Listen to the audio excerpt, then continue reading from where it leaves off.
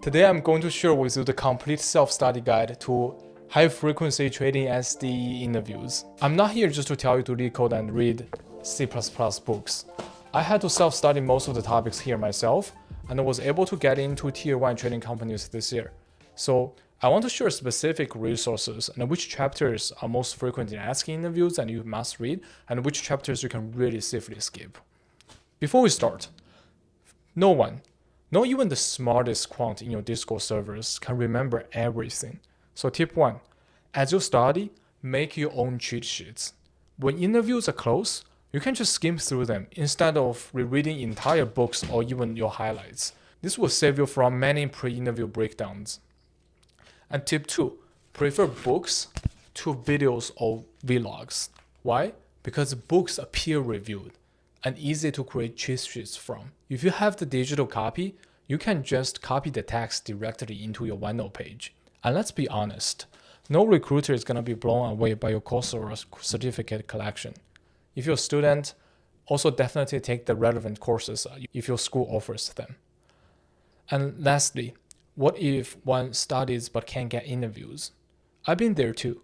The good news is that there are many ways to boost your chances, from how I systematically ask for referrals, to how I format my resume in an eye-catching yet ATS-friendly way, to how I have optimized LinkedIn so that recruiters find me instead of the other way around.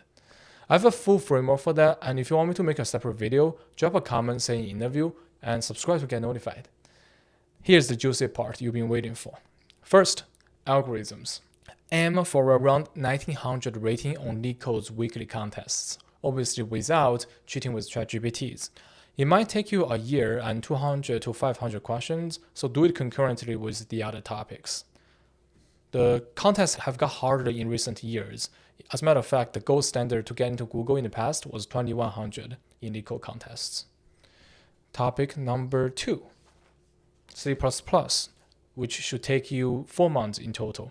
And if you're in the Python track, just skip to the Python section. First, skim through the latest edition of A Tour of C++. This is the 3rd edition by Bernd Strausstrup. Make sure you understand the big 4 features of C++ 20. These are the specific chapters that you should read, and the rest you should be safe to skip if you do use C++ or have learned it in school. The next resource is obviously Scott Meyer's Effective series. The first one I recommend from it is Effective C++, 3rd edition. A good number of the principles here are actually outdated, but the rest are very, very useful to read. And a more up-to-date book that would supplement the previous one is Effective Modern C++, more geared towards C++ 11 and 14. Scott is no longer writing books, that's why we have to refer to A Tour of C++.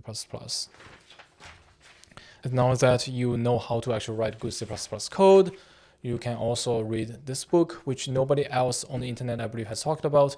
It's called 100 Interview Questions. It goes from basic concepts like reference versus pointer to really advanced interview questions like type erasure that I did get asked in interviews.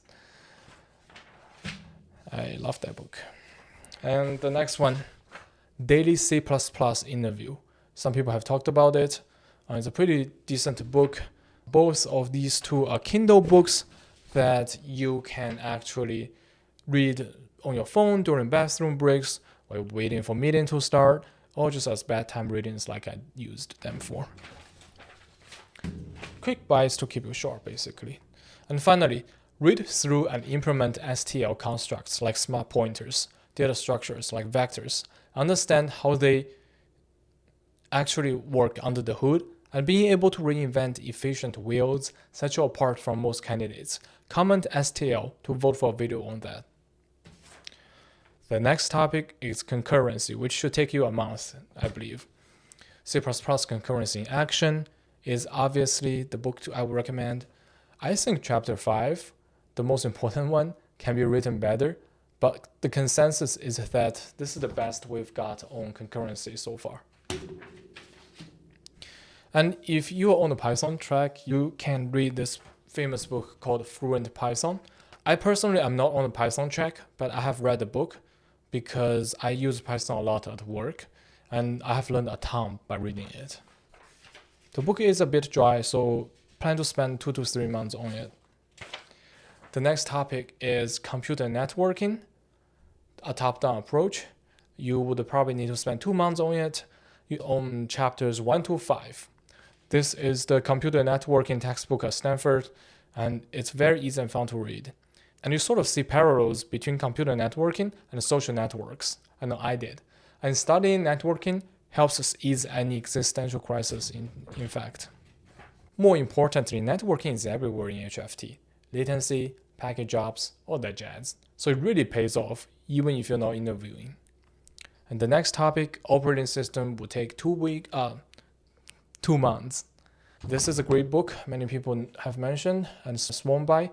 Operating Systems, 3 Easy Pieces. The OS textbook at Wisconsin Madison. It walks you through OS concepts compactly but effectively to understand how your system juggles processes and memory. So read these 2 parts, virtualization and concurrency. The disk part is very, very rarely asked. It's actually never asked in my experience. Computer architecture will take you another 2 months. You gotta study caching, branch prediction, and memory hierarchies. These mean a lot in HFT, where nanoseconds count. The book that people really swear by is Computer Organization and Design by Peterson and Hennessy. I personally have not read it and just reviewed the slides from my college courses.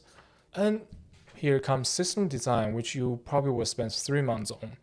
In fact, new grads have been asked system design questions for enons. So I don't know why some people say system designs are not applicable to HFT interviews. I got asked them all the time. But for HFT, system design isn't only how you build Facebook. It's also how you process millions of packets per second without burning through cache lines. I call them low-level system designs. Think caching, network latency, throughput. Start with the classic design data-intensive applications. I actually read the book like 4 times and talked to the author more than once. Then you can go lighter with Alex Schiss System Design Series. He has 2 books right now, Volume 1, second edition, and Volume 2. At least read the Volume 1 in my opinion. And behavioral questions will take you, I believe, 3 days. Do not underestimate this. Most people think that quant or trading SD interviews are purely technical, but behavioral questions decide whether they will trust you in the pot. If you want me to drop a high quality BQ cheat sheet, just comment BQ. And lastly, math and stats. This is commonly referred to as the green book, but math and stats are only asked about 10% of the time in SD interviews, and the candidates with a good math foundation can pass the asked questions pretty easily anyway, so I don't consider it mandatory, but it could be very helpful if you have the time to spare. So that's the roadmap. Remember, it's not about memorizing everything. It's about building mental frameworks and creating your own reference sheets that let you review efficiently until you get a chance to use the learned knowledge in real work. I'm organizing my own cheat sheets one by one, so please subscribe and stay tuned. Please also hit the like button. It fuels the YouTube algorithm and my dopamine levels equally. Let me know what rabbit hole I should dive into next. Until then, happy studying, and may constant runtimes be with you.